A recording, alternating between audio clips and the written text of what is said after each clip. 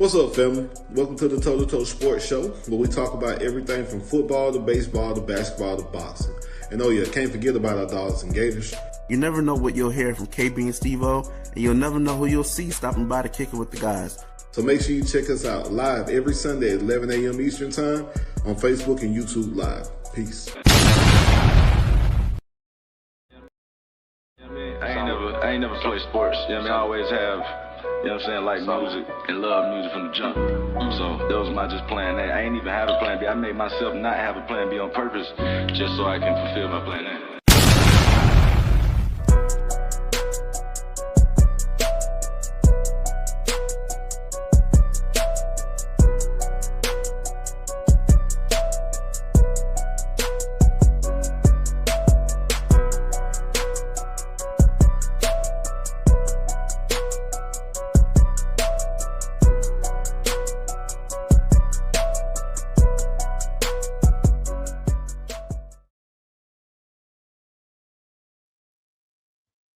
Oh, what's going on, everybody? Welcome to another episode of Toe2Toe Podcast. It's your boy KB. As you see, Steve-O is not here. He is jet setting coast to coast. He in Dallas, he in Atlanta, he in Paris. He's everywhere. But no, Steve-O, he's actually traveling. So giving him traveling prayers as he's going back to the A. He was in Dallas yesterday. You know what I'm saying? And on the field at the Cowboys showing out. But yeah, man. So shout out to Steve-O and traveling to him and his family. But today we got Kels here, and it's only right that we got Kels here because it's the Natty, man.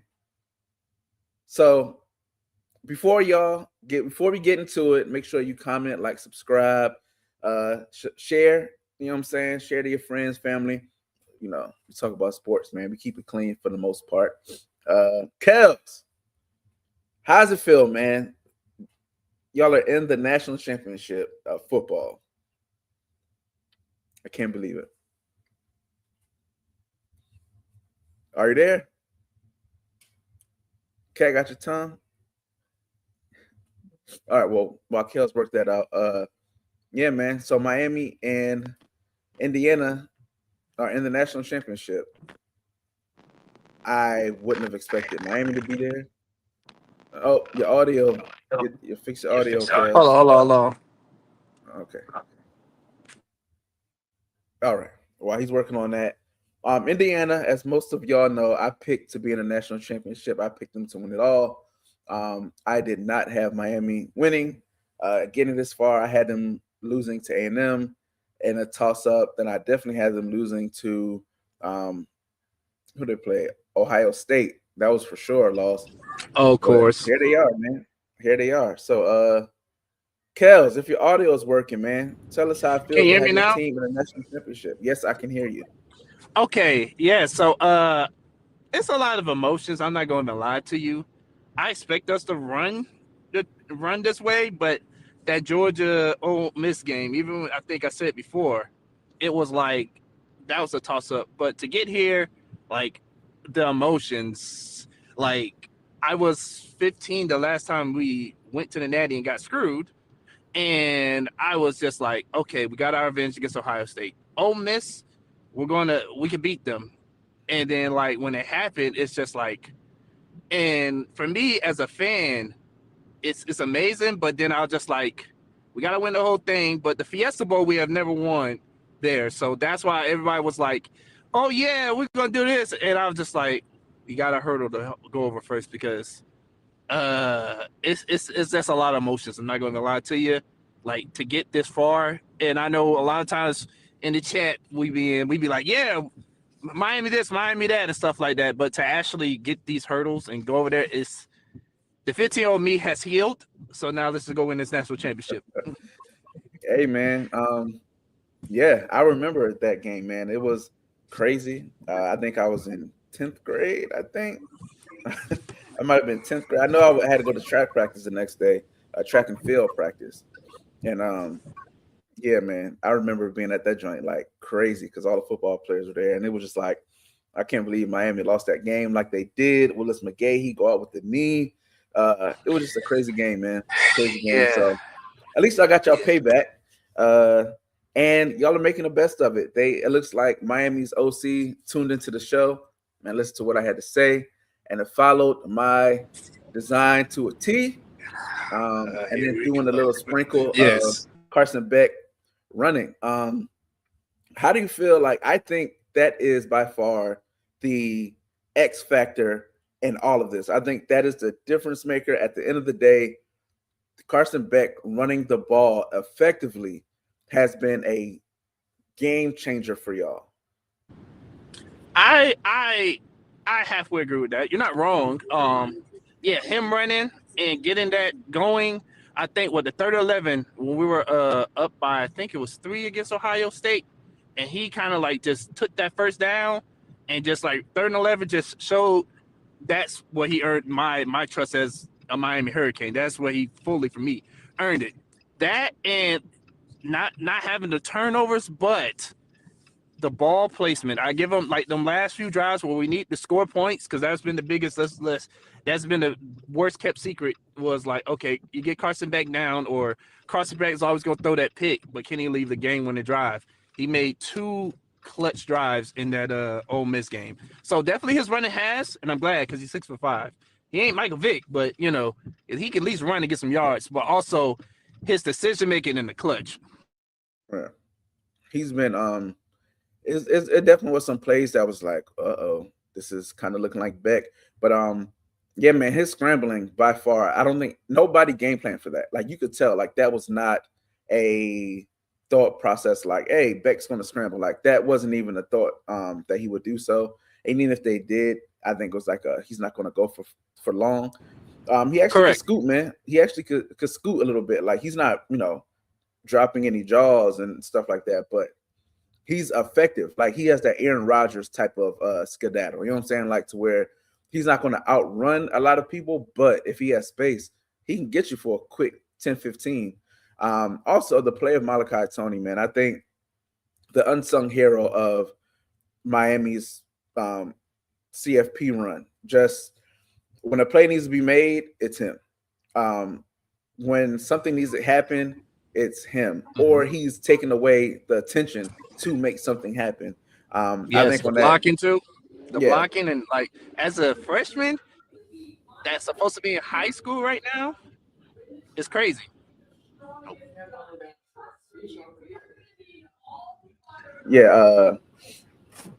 His toughness. His toughness. Again, stars don't matter. He's a 3-star, right? Coming out of high school, 3-star, I think he was Mr. Florida for football. Correct. As a junior, he's supposed to be a senior in high school right now, but I think it speaks to his toughness. He's a Miami kid. Like, yes, sir. I crack jokes about like, money to keep him. He's a kid to where you're not gonna, like, no school's gonna call him and be able to offer him a bag to get him to leave Miami. Like, some kids are just they are just for their school, and I love seeing that, man. I love seeing a talent like Malachi Tony, like, to where there's no question. Like, if he left in the like, it has to be something crazy. If he was to leave, and it's kind of like how VB3 is for Florida. You know what I'm saying? Like, like, they're not going anywhere. Those guys are cemented their legacy. Like, it's more important for them to be respected at their school than to make money as a freshman, sophomore, junior. So it's good to see that, man, for sure. I totally agree. So like he's doing stuff a senior in high school, you expect a senior in high school to do, or like a senior in college. This kid's just a freshman. Really? He's a kid that's a freshman. Not only that, he's blocking, he's defending, he's being a decoy. Like, when I heard the stories of Baby Jesus, that's his nickname, and they were just like, he's showing out and he's doing stuff like he's a senior in college, I had to believe it to see it. But then when I seen the way the kid plays and just like how he carries himself, like, if you ever like watch some of the stuff, if you want to go anything, watch the press conference he had against Florida State, where he's talking about where you guys work ethic from, and you'll just fall in love with the kid. Yeah, man. I think he's amazing, man. He's going to grow. He's like 5'10" right now. He may hit 6'1". I think if he gets over 6 feet, easy first rounder. He's one of the most like usable players. I'm losing the word, but like, he's one of the most like dynamic players in college football. Like he can throw as good as a quarterback. He can run. He can catch. I don't know if Indiana has something. Well, I know they got something planned for him, but I don't know if they have anybody to really mirror him. So I think the game is going to come down to a lot of different matchups, which good football usually does. But I don't see where there's a lack on either side, though. Like, I mean, Miami has wide receivers. We saw that, hey, man, when they need to get the ball around, they can. Indiana has DBs. Indiana has a good O-line. They're going to run the ball down your throat. They're very technical. They're not huge, but they're very technical. Miami D-line is who they've been, right? Yes. The linebacker core versus Indiana running backs. Like it's and then vice versa. Miami. It's so many good matchups. It's going to be great matchups all around. It's definitely coming down to coaching. I think coaching and of course execution. But I think, man, like if you can limit for Indiana, if they can limit the big plays, because that's what Miami like. You'll get Miami like at a 3rd and 7, but then they'll bust like a 50-yard gain. And it's like those type of plays. Can you keep Mark Fletcher under control? Mm-hmm. Like you're not going to be able to stop him because I think he's one of the better backs in the league just from a toughness and like polish. Running back. Like when you want a running back, you want somebody that's going to run the ball, make you hate tackling them. And Mark Fletcher does that very well. He's not going to make you miss, but he's going to run through you. Then that other guy, Brown, number 6. Yeah, the dude from North Dakota State. Yes. Hey, man, he is him. He is like that. I think that two running back dynamic is going to be hard to beat. But Indiana also got studs. They do too. Like this game is. This is going to be the ultimate chess match. Like, the X's and O's, people know what they're going to do and stuff like that. They got enough game film. It's who is going to have that, who's going to win that chess match, because now it's your offensive coordinator versus the defensive coordinators on both sides, and both are very solid. Yeah, like I'm not a big bettor, but this is a game like I literally don't know. I honestly is just going to sit back and just enjoy a good game. I have no idea who will win this game. Like, there's no upside to one side versus the other. The story, I think each storyline has a story. You have Miami, they're at home. They haven't won the Natty since 2001. Yeah, 2001. Beck got pushed off of his team, and then he landed in Miami where he led them to the national championship. You got that story. Then you have Indiana, who has the hometown kid who dad played with Mario, and it's just like it's a lot of storylines that are going to look real good tomorrow, Tuesday morning when the newspaper come out. But man, I literally have no idea, man. I'm definitely surprised Miami got this far. The good thing about picking sports is somebody gonna be wrong, and I was wrong. Miami has proved me wrong. Like, I think they turned it on at the right time. So, like I said, for personal, like for my group chat, I want Miami to lose just because I have to deal with Kels and Tony if they win. But outside of that, yes. I like. There's literally no dog in the fight for me, man. If I'm a Miami fan, I feel confident. I have no reason not to. Yes, sir. I totally agree with what you said. Like, again, it was hard for me to pick. Remember when we did the last show, and I was just like, I wanted to pick Miami to go to the Natty versus Indiana, but I kind of hesitated because of certain things that has happened. But then, like, I feel great about it. And like I said, this has been a long time coming. Like, everybody keep want to say the U is back. And I think last year in the chat, you remember, and I was like, yeah, we're back. And then everybody's looked at me kind of funny. There was one of the guys in there that hesitated, and rightfully so. But I just felt like getting those recruits and then getting closer and closer. Shout outs to Cam Ward as well. I think he really helped. He plays a huge part in this, because without that quarterback, without the cachet, I don't know where would we be at.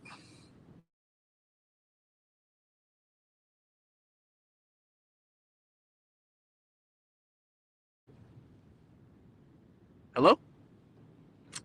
Oh, my camera. Look. Okay, yeah. So, so thanks to Cam Ward and he came down to the game for the Fiesta Bowl. So, this is like kind of like a movie kind of thing. Indiana and Miami's thing, like the runs they have had. Because remember, the ACC also, everybody was saying that they didn't deserve to be there, but as much as I'm glad that the politicking has happened, because you can't keep a team out for beating someone who you think was supposed to be there in the first place. So, but like I say, it's going to be a dogfight. Indiana deserved to be here too. I watched a couple games in Indiana. I ain't watched the blowouts because you're really not going to learn nothing about a team from blowing somebody out. But I think a few days ago, I watched the Ohio State game. I watched the game against Notre Dame last year in the playoffs. They're totally different teams. And I watched the game against Iowa. To get a feel of what they're like in adversity, we have to get to, no ifs, ands, or buts about it. We have to put pressure on Mendoza, because that's going to be the key to everything, because his ball placement is like crazy. They got running backs and everything like that too.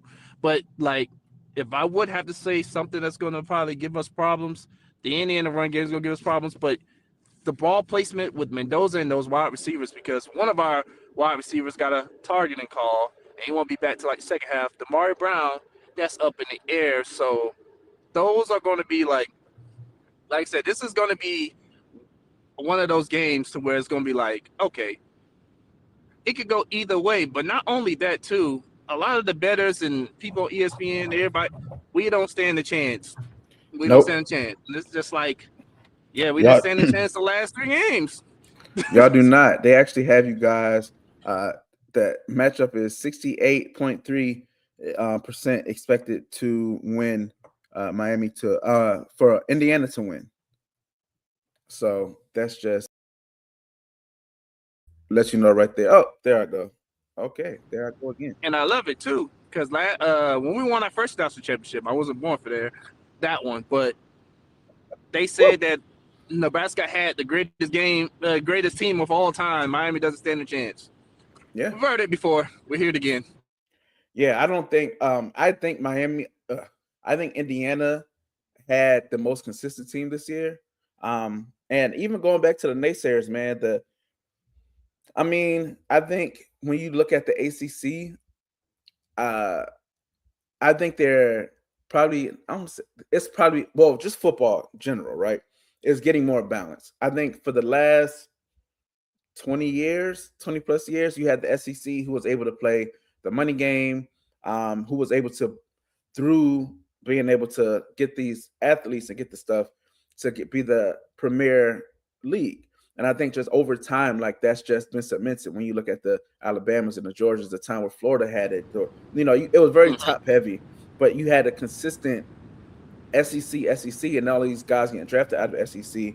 And the ACC always had teams, like certain teams were the respected teams, the Miami, the Florida States, the Virginia Techs, the Clemsons. Definitely Clemsons. Like those were the teams that ran the ACC. So I don't think it was ever a ACC like disrespect. I think it was just the SEC had the respect just because of what was happening, the product and stuff.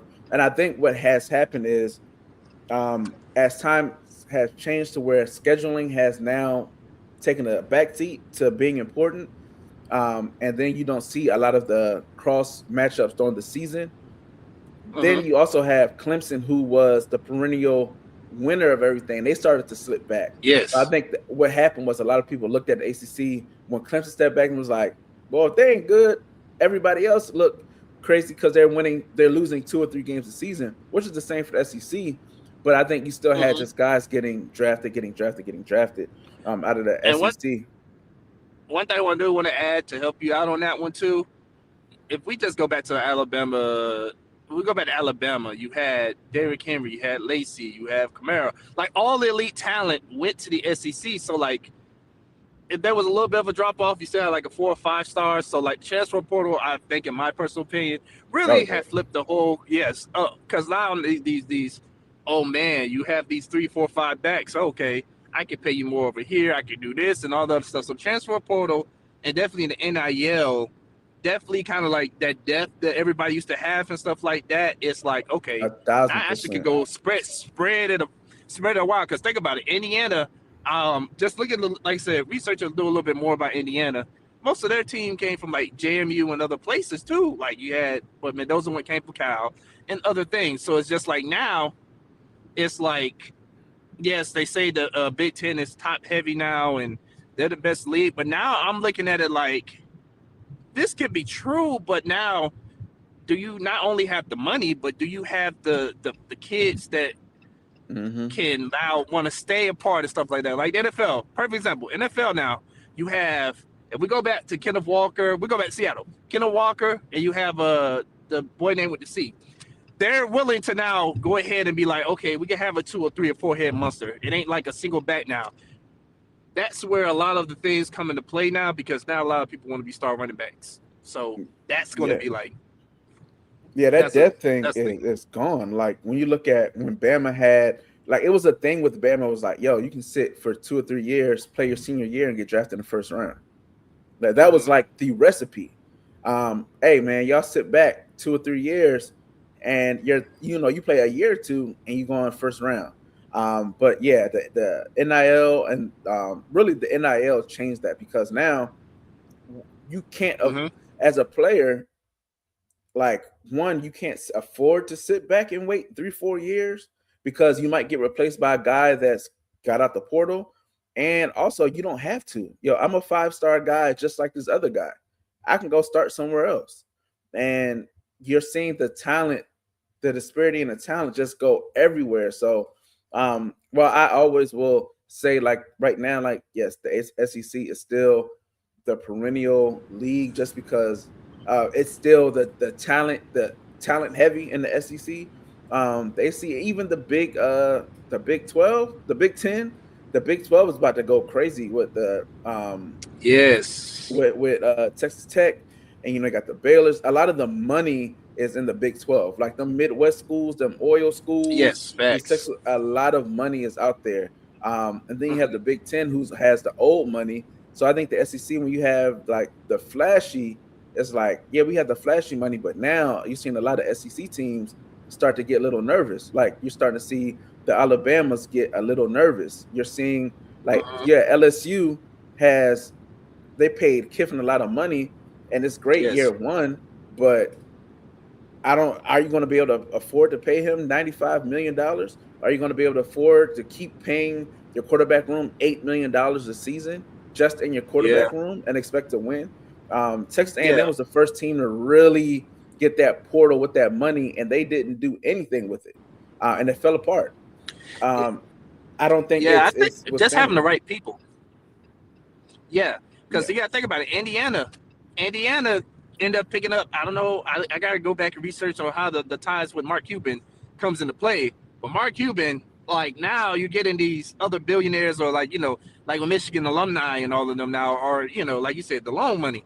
So it's just like now, how can you get the ties with people or with relationships and stuff to get that to start paying to get the players? Like Texas Tech, this ain't gonna be like this ain't no one trick pony thing no more. It's like, okay, they got more money and they got money. Like now it's like, how can we do this? They have billionaires that are fan now.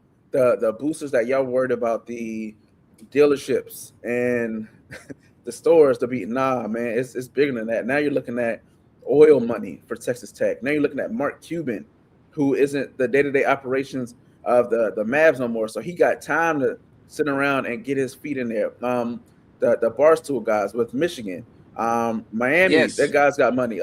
Florida, it's guys with money in Florida that haven't given money since Urban Meyer was here, that they're starting to pull out and be like, hey man, you want us to be successful?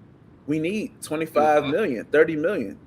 And they're starting to pay it. Yes. And this is what you see when, like, a lot of, like for Florida, a lot of people, some people are like, oh, y'all didn't make a lot of noise in the portal. I'm like, do you know what we kept? it kept Dallas Wilson. Hey, Dallas Wilson, Jaden Woods, LJ McCray. It's a lot of money. Those are key pieces to keep players out of the portal. Like the guys that are in the portal are only there, like they're getting paid. We're keeping guys. We're pulling guys from back out of the portal. So that's where a lot of like retention is huge. So it's like guys Facts. who, if it was just X's and O's, like a Billy Napier, if it was X's and O's and he could just build a team off relationship, he probably would have had top 5 classes, probably done very well. You know what I'm saying? Because he's a relationship guy. Mm-hmm.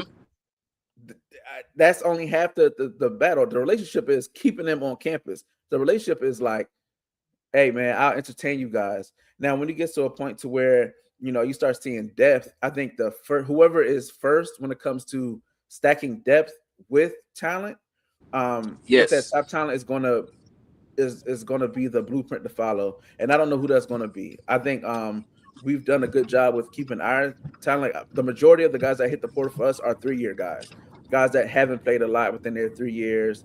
Coming up on their 4th year. Yeah.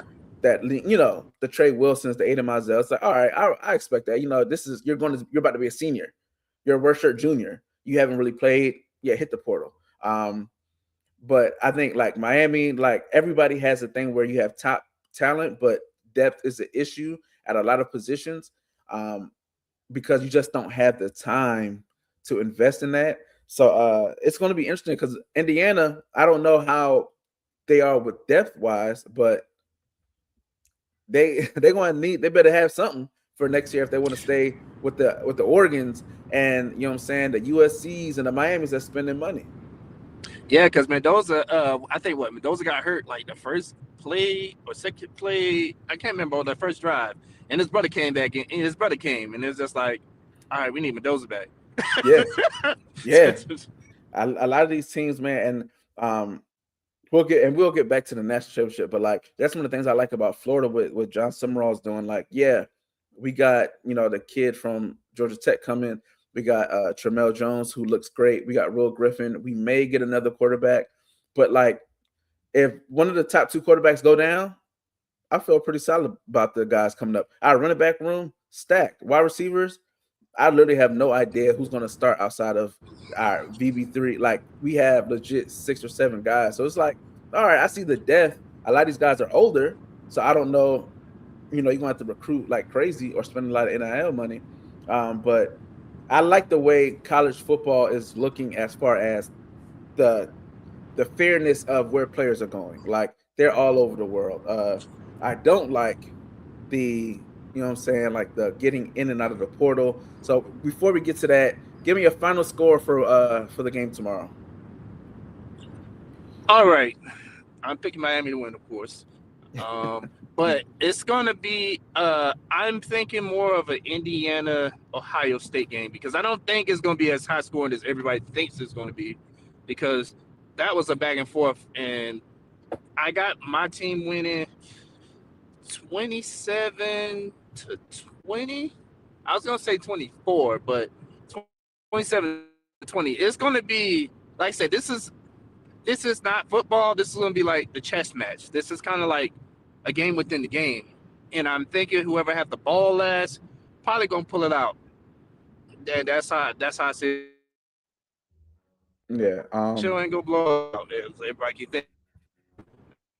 You're breaking up. Either way. Can you hear me now? Yeah. 27-20. 27-20 Miami. Man, I don't know. Like, this is not even don't want to pick Miami. I really don't know. For all the reasons you just said. I literally I think first half is gonna be pretty slow. I don't expect, you might get like a quick score like in the beginning, and then the rest of the first quarter, second quarter is going to be just back and forth tennis match. I don't really expect this game to come alive until the fourth, when both teams are forced to to open up, when they're like, yo, okay, we got to go win this game. And that usually happens in the fourth quarter. I am leaning Miami because the run game is very potent. And I think not Mark Fletcher, but the other guy from North Dakota State, Brown is different. Like, Fletcher is a stud, right? But Brown, that dude, the way he was running the ball against Ole Miss, I mean, not Ole Miss, against Ohio State, I was like, oh man. Like, no, it was Ole Miss. Yeah. When he was running the ball against Ole Miss, I was like, yo, the dude is no, it was my bad. I'm tripping. It definitely was Ohio State. No. You're right. It was both games. Ohio State. That's when he took over the last Ole drive. Miss. Yes, but he had a Ole couple Miss. runs. He got a couple runs at Ole Miss, but the penalties. Bro, it's the way, and it's the way he runs the ball. You know what I'm saying? Like the way he runs is absolutely nuts, and he's fast and physical. So I think I'm going to probably go with Miami on this one to win. Again, I think it'll be close. I think it's going to be, like you said, like 27-24, 27-20. I think it'll be like that. And yeah, man, I think Miami's going to win it at home. It'll be a great story for them. For the trash talk, of course, I would hate it. But outside of that, man, for things that actually matter, it's going to be a good game, man. And I think Miami will win. So I'm going to go 24-27. I'm going to go with the field goal kick to win it. To walk-off field goal kick for Miami to win the game. And that'll be it. So and the ACC needs this. Like the ACC really needs this. Like as much. Also, I've been like looking at the ACC network and stuff like that. Like a lot of them really are approved for besides Florida State and maybe Clemson, but the rest of them are pulling for Miami. So because it's just like they're like that's the only hope. Yeah, and I get it. Like you gotta root for the home team at the end of the day, man. So like we were saying, when it came to the portal, right? You have a situations where you have like a kid like Mensah, right? The big news is Mensah, the quarterback for Duke, got into the portal the last minute, and he's allegedly getting the craziest NIL package that has not ever been seen, because Jordan Addison got that by far.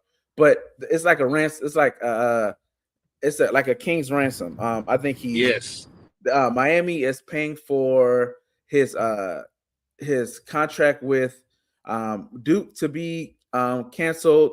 I think Miami's paying him. I forgot the amount of money NIL, but they're paying off his the contract with. I think it was 10 mil. Like it's a lot. So, like the value of it is like 10 mil. Like they have to pay off like 800,000 or like $1 million, something crazy to do. Then they have to pay him. They're getting the sister's allegedly getting a full ride scholarship. That's crazy. He's getting like this condo, like Biscayne property, like some like he's getting that. Like they went out and said, "Yo, they're getting a king's ransom to go." And I don't know what you like. What you say to that? Like you can't be mad at the kid because, like, yo, you're changing my life to play a year of football. He has a year left. I can't blame him. I can't blame him either. And I can't blame Miami because you don't have a quarterback next year. Yeah, I mean, because the other ones are developing. They're developing the portal. There's one portal window now. There's no post spring window to try to get somebody who lost the QB2 battle. And like, what does Miami do? Y'all, they lost all the quarterback battles, which was crazy to me, because I think you've seen the proof of the pudding with Ward. Then you see Beck, and it's like, Miami is the one here to quitter. Mario ain't never been a big quarterback guy. His claim to fame has always been the O-line. Yes. And I mean, it continues. Like, he don't got to recruit and develop a quarterback now. You can just keep going to get one. I don't know how that works long term, but it looked like it's working today. So tell me, how do you feel about the way that whole thing fell out with Mensah and the way y'all been attacking quarterbacks and stuff?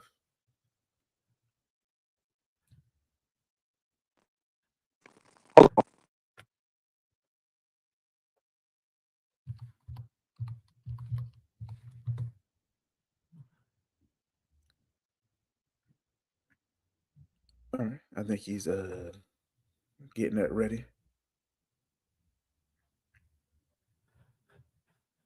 Oh, Akel's working on that. Yeah, so I think it's crazy. Yeah, man. Shout out to Steve said give him Indiana by 10.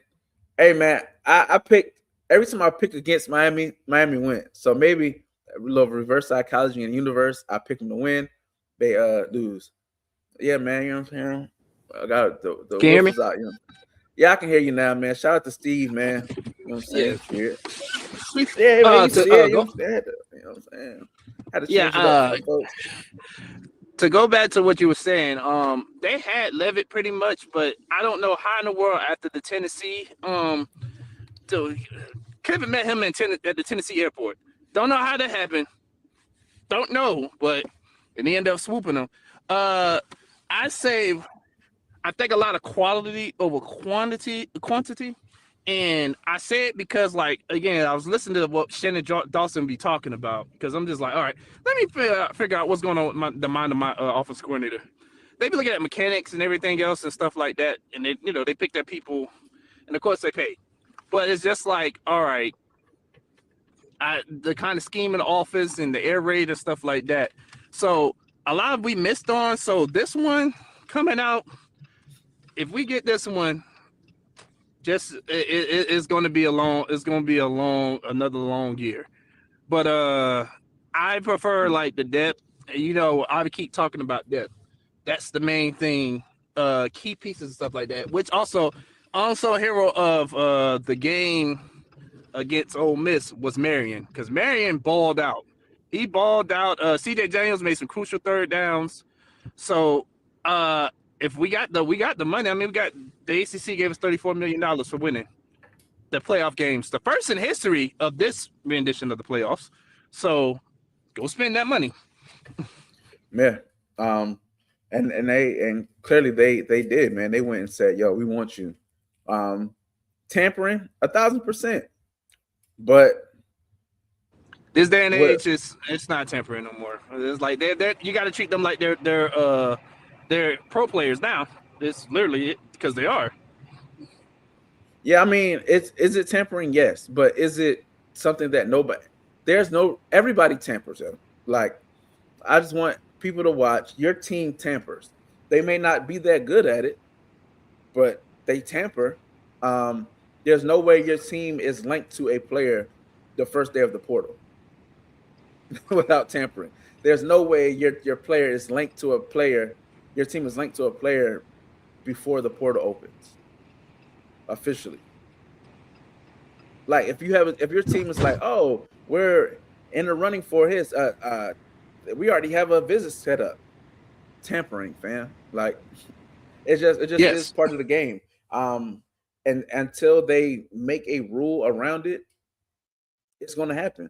And I'm all for cheating. I'm all for everyone cheating. Like if it's everybody can cheat, cool, then it's fair. If it's a situation to where there's only one team benefiting off cheating, then no. So I have no problem doing that, man. There's a lot of teams, a lot of players left in the portal right now.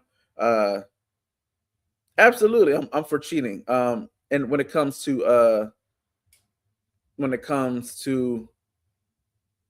football in real life, no. But yes, for football, absolutely. Cheating is only bad when it's one-sided. If it's even, if everybody has the opportunity to cheat, then it is what it is. Like, first Saban had dealerships. Everybody got dealerships. Black men don't cheat. Nope. And we ain't cheating in NIL either. We ain't in none of them rooms. It ain't me. You know what I'm saying? But hey, I will at the end of the day. Yeah. You know what I'm saying? It is what it is. So I'm all for tampering. Well, not necessarily tampering, but I'm all for NIL. I'm all for paying these guys. I'm all for, if you want to waste your money, if you want to go out and spend $40 million on a roster, good luck. At the end of the day, you still got to play. You can have all the names in the world. it's still Yeah, talent don't got on no other schemes. teams. You ain't got no scheme. It don't. You did. It don't matter. Like it doesn't matter. Indiana's winning because they can play football.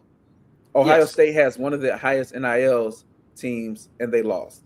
Like it doesn't. At the end of the day, you gotta cheat, and absolutely you have to regulate NIL. Now, I said that they should have a school should have a structure. Right. This is my way of solving NIL problems. My thing with solving NIL is every school has a what do they call them? Collective, right?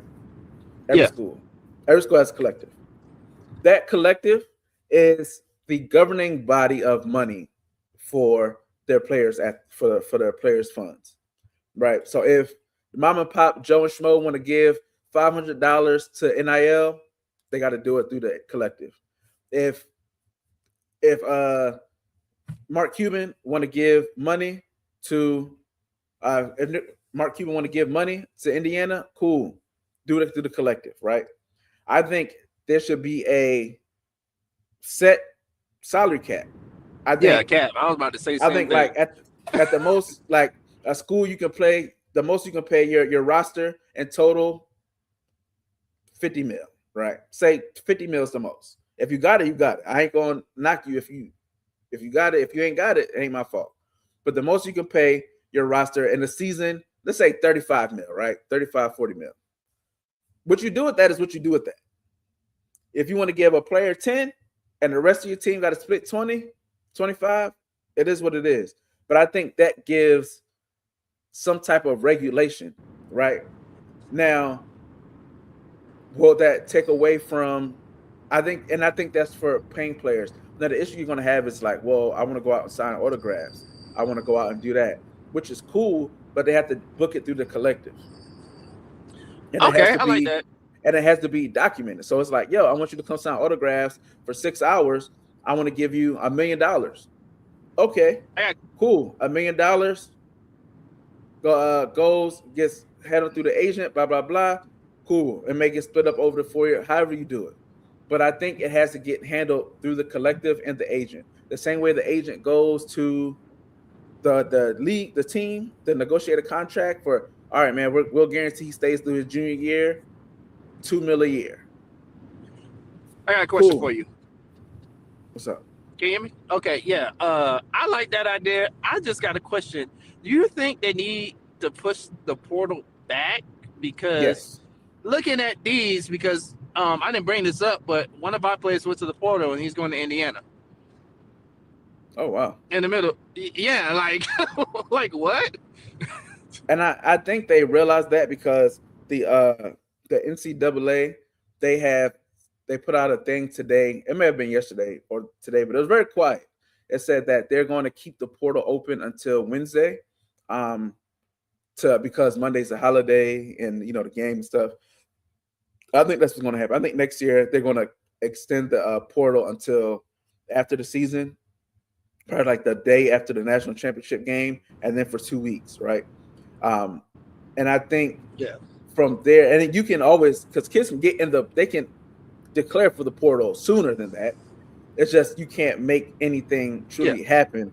You know what I'm saying? And I think that at the end of the day, that will be how, and I think that's how it should be done. I think put the portal back, have the portal window be, the 2-3 weeks after the season. Mm-hmm. Cool. Right before spring ball start. Because spring don't start till March. Yeah. So you got time. Some of them got gutted. Some of the playoff teams got gutted because I think what was it? I think it was the DB from Oregon. Don't quote me on that, but it was somebody from Oregon that made like some impact plays in that game, gets tested second, and he just hopped in the portal like the next day. Right. Exactly. Like yeah, man. Like I got the wrong thing on there. Let me fix that. Like this is like beyond bonkers because like I get it, but then it's just like I can't remember the last number I heard. It was 3,500. Probably more people than that in the portal now, and I'm just like, everybody's not going to get this kind of bag now. Yeah, and it's players. I mean, Josh Pate, he put a thing where it's like over 2,500 kids that are trying to get back to their school after they hit the portal, and the school's like, "Yo, your spot's taken, fam." Oh, yeah. 2,500 players, and that's in green on the other side. 75% and 70% of them ain't gonna play football ever again. There's a player that left Florida. I forgot his name. I'm not gonna say his name anyway. But he came from a JUCO, got to Florida. Mm-hmm. He, played sparingly. You know what I'm saying? And then he wanted to hit the portal again to get the NIL to play somewhere else. It wasn't picked up. So now he's in the second. Now this is going into a second season outside of football. And he's just like, yo, I just really want a chance. Yeah, damn. Like Chris Johnson Jr. was another one. He was Miami. Then he went to SMU last year. Now he's going to Clemson. And it's just like, is it really the money? Is the playing time? Like, what is it? Yo, I am. Yeah. So Steve, we talked about that. Miami paying $10 million, and I believe it's true. Yes. Yeah, they need a quarterback. Like, they don't have anybody that's going to play quarterback. If the second portal window is open, that gives you more time. You can poach somebody that lost their job, to the starter. Like, say if Tramel Jones lost the job to Aaron Philo in spring. Mm-hmm. All right, he can hit the portal, go play for Miami. You know what I'm saying? But you don't have that luxury now, and you have to kind of get who you can get now and then trim down the fat during the spring and stuff. But it's going to be players that get pushed out during the spring. It happens every time because they're going to be players that are still available in spring that are healthy, and they're like, all right, and I can get on a discount. All right, they're in the portal right now, begging to get back to their school.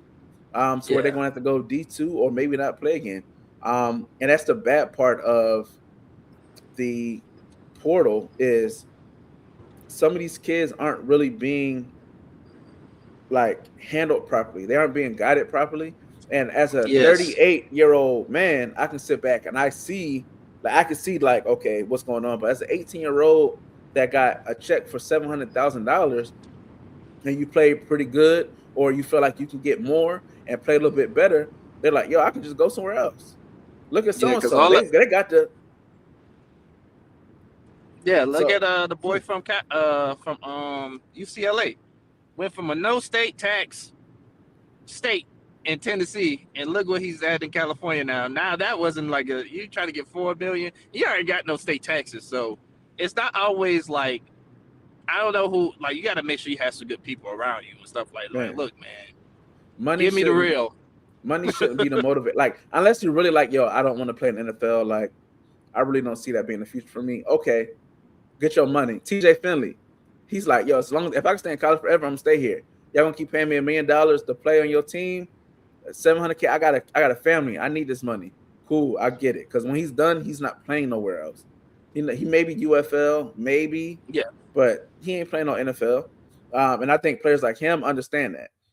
But I think it's as players that's just like, yo, man, I'm only hitting the portal for 2 or 3 reasons. One, if I know my coach, I hate my coach. My coach hates me. It's known, it's understood. Like, there's no way that he's going to coach me up properly, because that happens. Relationships aren't always the best between a player and the coach. I hit in the portal, right? Because you want to at least get a chance to have a shot. 2, if my team, if it's like, okay, I really don't want to play here. I want to play for a different team. They're going to give me more money, or they can give me some money, but I just want to play for a different team. You know what I'm saying? Like, I just want a different change of environment. It's no bad blood. It's just, I want something fresh. I haven't played in 3 years. Which you see, like the traditional reason to get in a portal. I haven't played. I want to play. I.e. I can bring a lot to Trey the team. Wilson. Yeah, give me a chance. You know what I'm saying? I get that, which is the most understanding. Then you have the third one, which is the Mensa. Hey man, this team is offering me $5 million to come play football. You only can pay me $2 million. It's a good team. It's going to be nothing but positive. Financial wise, career wise, I'm gonna go hit the portal. It's a business decision. Yeah, and you have a good fit. You have pieces like you. Yeah, he won the ACC, but it's just like at some point along too, you probably want to try to go win a national championship, or at least to compete for one, to go to the playoffs. At least Traveling, something. man. Safe travels, Steve. Safe travel, bro. Yeah, and I was just like, I can't tell a kid not to take that money. That's life-changing money. But those are the only reasons I'm getting in the portal. And you have agents now. Like even the backup guy has an agent. That agent is getting a phone call. Like your agent should be saying like, "Hey man, we put I'm floating your name around. Nobody's really biting on it." Or I have a couple teams, but they're only looking to try to give you like 80 grand, 50 grand. There might be some more. of the schools. Oh, go ahead. And be like, it might be more worth it, man, to just stay a year, take what they're offering you. Like they're offering you to run the same amount, stay there, really get that film up, you know what I'm saying? Do what you got to do, and then, maybe swing it back around for it next year if you have the luxury of time. And that's what they should be telling these kids. But a lot of them are telling them, hey, man, we're going to go get you that. I talked to so-and-so. It's hyping them up. But when you're hyping them up and the kid doesn't get it, then what? You drop the kid to move on. I'm thinking they should do like some symposiums or something like at the schools or something. Because like, again, I know in the NFL they do, rookie symposium and all that stuff. Because it's just like, again, it's literally the wild west in college football right now until these regulations kind of get like, okay, we need to go ahead and like really fix this. I think the issue with it is these uncles to the program. I forgot which coach said it. They said the worst person to deal with in the NIL era is the uncle. Is like the uncle of the player, like the mom's brother. The one who thinks they know everything, because that's who the relationship is. Like you go on these Twitter spaces, they be like, oh, I've known him since Pop Warner. I know his dad. That's like my nephew. So you have these people who think they know best, and they're like trying to guide them. And who are you gonna listen to? Like, if I played college football or I had a business and my nephew is about to go play D1, yo, call me. It's like that's who it's gonna be. Like if you have somebody in your life that knows that either sounds like they know or know, like I think a lot of people would think that I know a lot about college football, which I do, but do I know what it's like to be a D1 athlete? Absolutely not. But I can pretend I do. If I talk to my friends and family and be like, yeah, man, that, they be like, oh, well, shit, he knows. So they may come with me for advice. Hey, man, my son is about to go ahead. What you think? That sounds like Uncle Luke. That's the Uncle Luke. Uncle Luke be like, oh, Ray get no time. Man, coaches, you don't need that, bro. You're right. Yeah, bad, because he bashed Beard, and I'm just looking like, what? Dude, look where we at. Like, all right. Nah, but yeah, that's the Uncle Luke. You call it the Uncle Luke. So it's hard to tell that kid to don't listen to that guy. And when that guy is telling you to leave Miami because they're only paying you $800K, when you can go over here and make double that, triple that, and you're going to get play time. You see players get drafted from there all the time. It's about you. You've been that man since he was 10. That. Yeah. Because all these D1 guys, 5% of them have been that guy. They either won a state championship in high school, they All-American, they all conference, all state, they all run 4.2s, 4.3s, like Division I. Majority of these guys are amazing. They were great in Pop Warner, they were great in Little League, they was great in recess, they was great in all these environments that people are just gonna keep pushing them. Yeah, one of my favorite quotes in life is, and this goes with sports too, hard work beats talent when talent doesn't work hard. Because you could be the most talented person, though, like you said, you was a big man on campus, you this, and this, but somebody outwork you and stuff like that. That's one of the reasons why Nakar has left, because he hasn't got no playing time. You got beat out by Malachi Tony, who's working hard and busting his tail. Like, it ain't no excuse. Like, either you work hard, yes, you can have the money still there, but if you're not working hard or doing that, the coaches see it. And they ain't got to tell the other school that call about them that you you worth anything. They could be like, nah, I've coached high school football, right? I've been in the room with schools that are calling about, hey man, this player any good? And the coach is like, nah. I've seen it. I'm like, because like and I mean, don't get me wrong, they weren't lying. You know, the kid had a bad attitude problem, but he was talented. So, but you have people that can vouch for you. So you think when these other schools, they trying to do some research for the schools that do the research, they're like, oh man, don't get him. It's the reasons why Jamie French took almost a month to pick a team. It's reasons why Deontay Cook can't stay on the team. He can't get a look. Yo, all the talent in the world. But hey, man, your reputation precedes you. You know what I'm saying? So it's a lot of factors when it comes to that portal, man. But let's switch over to football, man, before we run out of time. NFL, the playoffs have been happening. We had 2 games yesterday, 2 games today. I want to say yesterday was the Seahawks, 49ers, and Bills and Broncos. Yes, that's correct. Did you get to watch the games? Yes. Well, the Seattle one, I had turned it off at halftime because that was a shellacking. Yeah, man. But the Broncos and the Bills, now that was some high quality action. It sucks that Bo Nix is out for the rest of the playoffs. Bruh. Yo,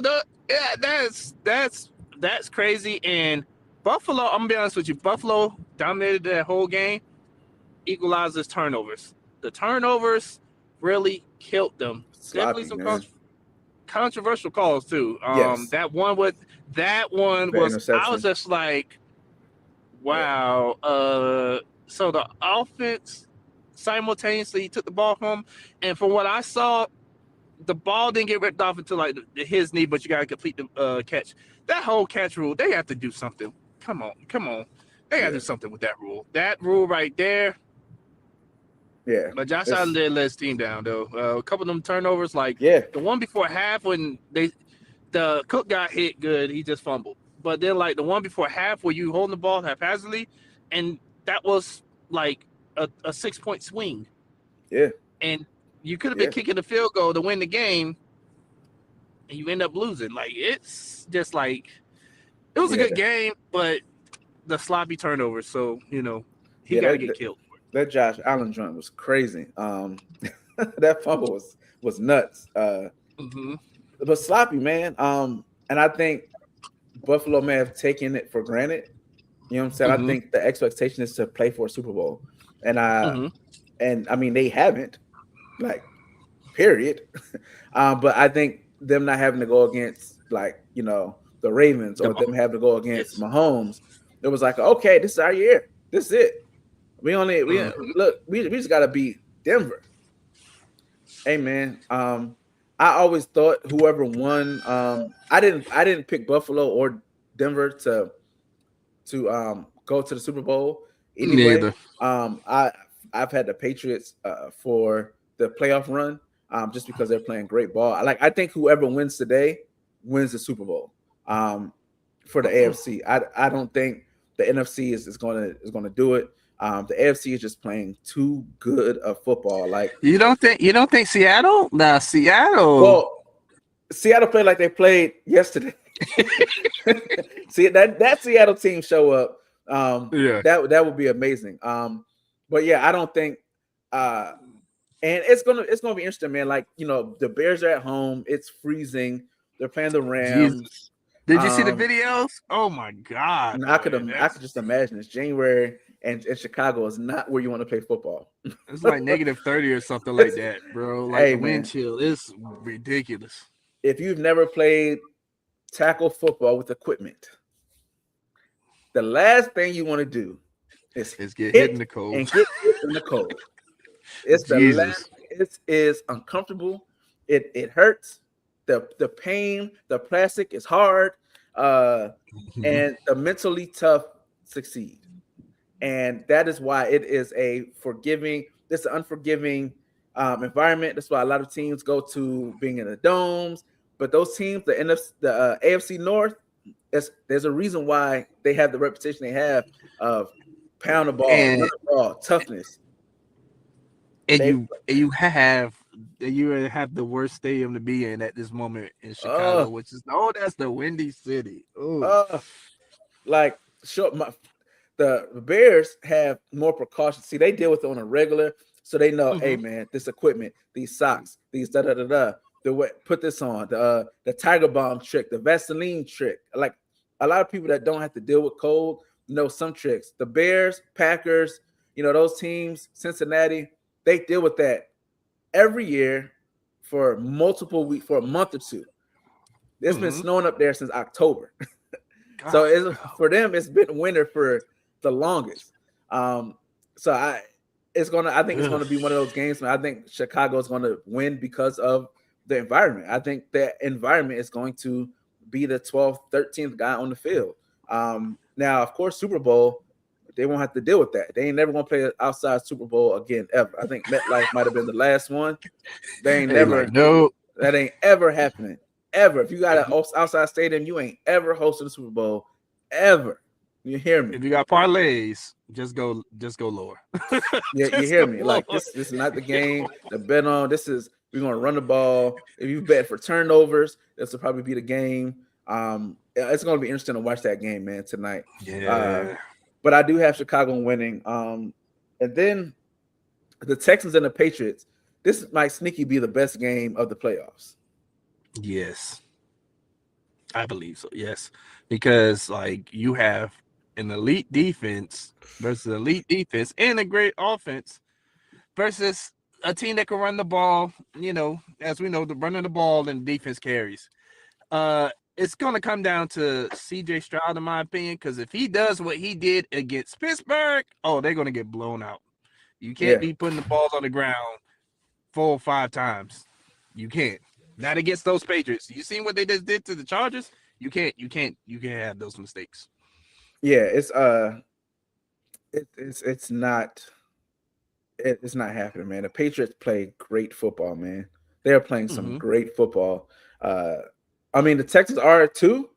Their defense. Hey, man. Shout out to D'Amico. Hey, man. The boys are humming.